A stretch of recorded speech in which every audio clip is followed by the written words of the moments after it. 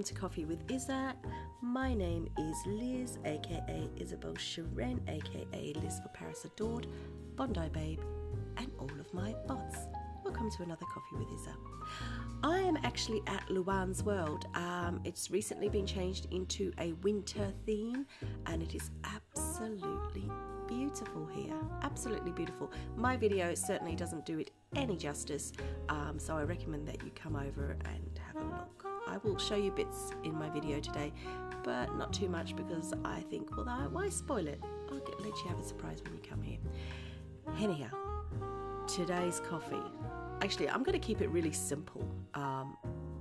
It's Christmas trees and winter and snow. That's what I'm going to talk about today. First of all, snow.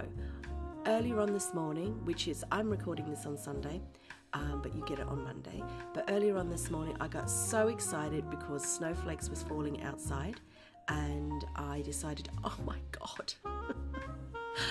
Absolutely excited. I had no one here to share it with, so I did a live stream for like 2 minutes on YouTube, trying to show you the snow. And actually, every time I look at it, I think, well, that's pretty poor, Liz. That's really poor bit of snow.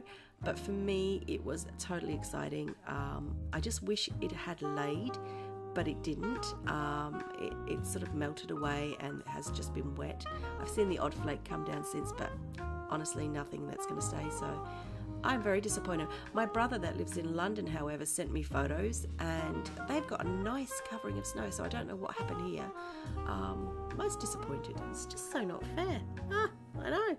So I think I'm just going to have to hang around all the snow sims in the virtual world in order to get my snow fix. That's just how it's going to be. I have spent all morning looking at my Christmas tree, trying to decide what the heck I'm going to do.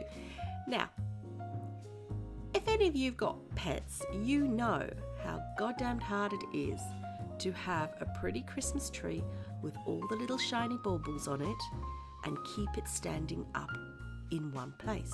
Never mind the kids. Forget them. Kids listen. Pets do not.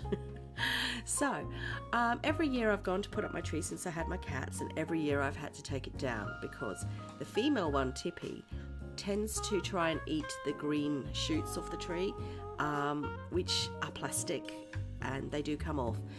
So I've had to really keep the tree away from her because one year when she was a bit more of a stupid kitten, she actually chewed on them, and next thing was throwing up on the carpet, and there was blood because she'd cut her throat. But she has become less fascinated by plastic, so I am trying it again.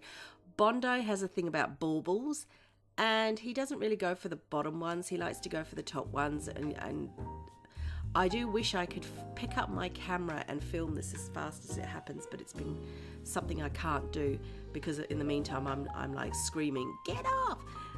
Him sort of lunging across the room to try and grab that shiny gold bauble is just bloody hilarious. But at the same time, ultimately frustrating because either the tree goes falling down or the baubles are on the floor. And a couple of years ago, it was quite funny. I used to go to work and the tree was upright.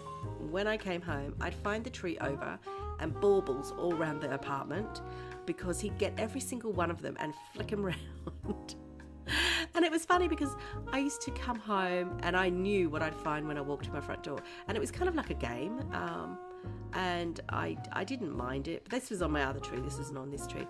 And I didn't mind it. But now actually I do mind it because it's like I'm so tired when I get home. I really don't want to go chasing after balls.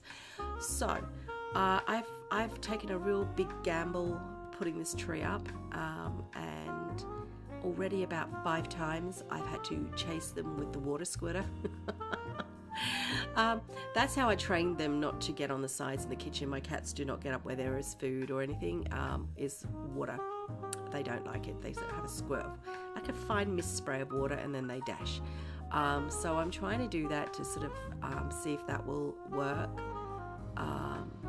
So far, not really. It's not seeming to work yet. If anyone's got any ideas of what you can do, let me know, because It's driving me nuts, absolutely nuts. And to be honest, the tree's been up a few hours and already I'm planning to take the damn thing down. But I really don't want to take it down because we've got a little young man named Mason, and when he comes around, I want him to walk in and go, oh, wow. And he's not going to do that if I've taken down the tree. So, yeah, I don't know. It's a fascinating thing because most of us pet owners, we absolutely love our pets. I mean, I absolutely adore my cats, but they're little bastards. They are little bastards when they want to be, and they do all sorts of mischievous things. Number one, mostly waking me up during the night. But I mean, this business of the baubles on the shiny baubles on the tree is just crazy. I just don't know what to do. But then, to be honest, I'm trying to get festive. I'm not really festive. It's the strangest thing is, in the virtual world, I've transformed my virtual home, and it's absolutely lovely. I walk in there and I feel very festive, and it's lovely, and I can't wait to have friends around. You know, how you should feel in the real world, but in the real world, I'm kind of bar humbug. I'm kind of dreading Christmas. And that's actually what I wanted to talk about really today is the pressure at Christmas time for people. It's a very difficult pressure. If you're financially able, you can really enjoy Christmas in terms of presents and food and all sorts of things. But if you're not financially able or, you know, flush, it becomes a bit of a time where you feel pressured into gift giving and you know, having that turkey on the table and all that sort of thing. And that's where I'm standing at the moment. I mean, you know, I do a great job and I get an income and everything, but, you know, I'm a single woman, so all the single ladies, yeah. I'm a single woman, so the financial burden to me is quite high because I still have to pay all my bills, and then I have to buy gifts for people. And I always wonder why I'm buying gifts for people. And I think it's that tradition of, we've all grown up with it, that, you know, Christmas isn't Christmas without buying this ridiculous amount of presents. And I think that's something that really troubles me because I always felt the pressure when I was young, not when I was young at home, but when I was young and, you know, I'd left home and I met friends and things like that. Everyone was about the gift giving, and each year it has become more and more commercial. It's so commercial. I think people have forgotten the whole idea of why we have Christmas. Absolutely have forgotten the whole idea of it, the whole, you know, tradition of it. For me, I actually like to celebrate Christmas, or I used to like to celebrate Christmas, because it's a time where you get together with family and some friends that you haven't seen in a while, or you don't get the opportunity to often, and you sit down and you get to have a meal together and spend time and just find each other again. Because in our busy sort of crazy schedule of lives, we tend to sort of, you know, become very tunnel visioned and not really think so much about the people around us. And it's such an opportunity to spend that time, that quality time with people. And that's what it is to me. I mean, I grew up in Australia, and my parents weren't, I think this is one of the reasons I struggle with Christmas. My parents didn't really celebrate Christmas. I had one Jewish parent and one non-Jewish parent. So it was a very interesting time for me, but we never really celebrated Christmas, but we celebrated the meal. And we, well, let's rewind on that. The meal was a salad, but my mum used to make the best salads at Christmas. So she used to cook a lot of cold meats and, you know, have them as cold meats, and a lot of unusual salads. She made the best potato salad and the best carrot salad. Absolutely, without a doubt. No one has ever beat her on that. And Waldorf salad. And we used to just have salads, and often, because we lived by the beach, we would go down the beach and we'd go swimming and stuff. Sometimes we'd have a picnic on the beach, but usually we'd go back home and just have our lunch, and it was lovely. The other thing is, when I was a teenager, I don't know if this is still done now, but when I was a teenager, on Christmas Eve, where a lot of people go to church, and they do that kind of thing. Or they might have meals. I know in France they often have their Christmas meal on Christmas Eve. On Christmas Eve I used to go out clubbing. So I used to go out clubbing, and I would spend my time getting drunk. I did that in my late teen years when I could legally drink. So my Christmas morning was pretty hungover, actually. So the salad and the lying on the beach getting some sun rays is actually what I used to do.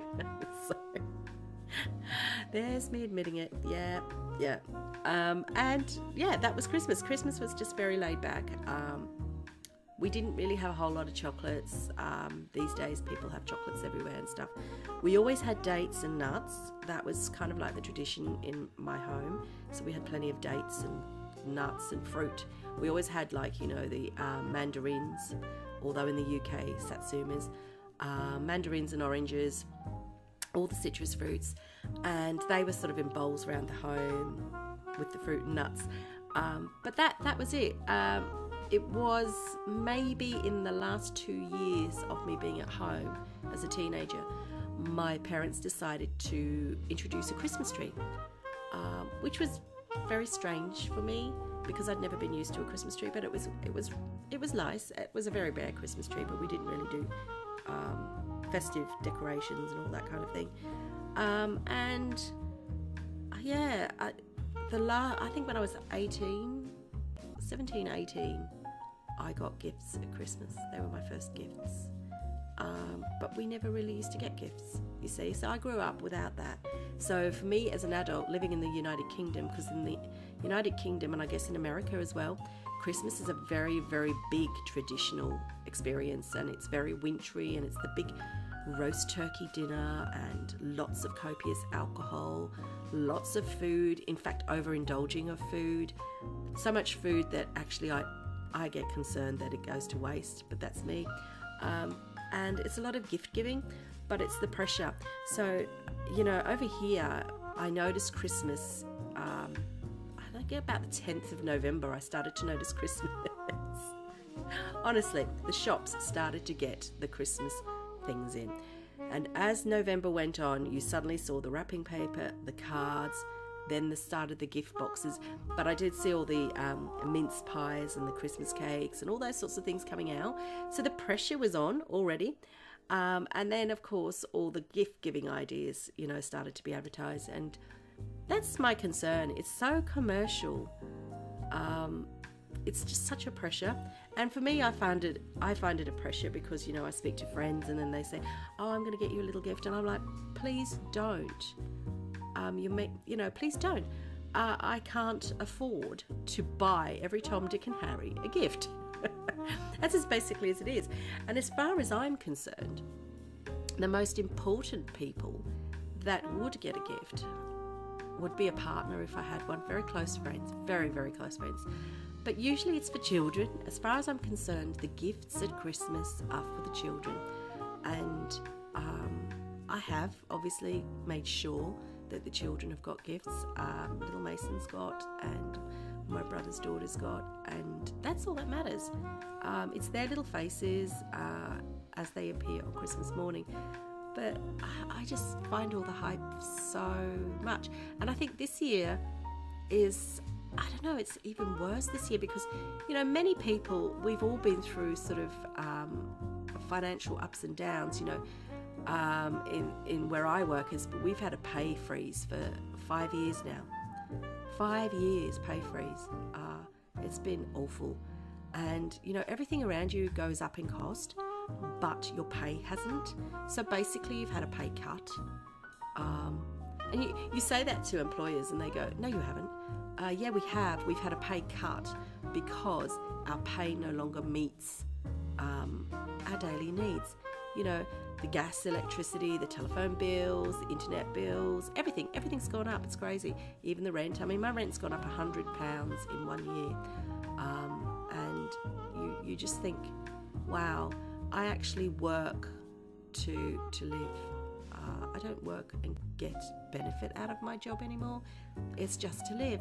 And I'm not alone in this. A lot of people at work, we talked about this not so long ago. And we talked about the fact that, You know, we used to do the Christmas party meal and stuff. Last year we went for lunch. We tried to arrange one this year, but then when we realised the cost of it, we were just like, you know what, that's a lot of money, an awful lot of money for one night of food that you'll forget the next day. And that's actually how it's got. I remember a time when I wouldn't care about stuff like that, but now I do. I think that I work so hard that I think I have to make sure that I see where my money's going, and I feel that it was worth it.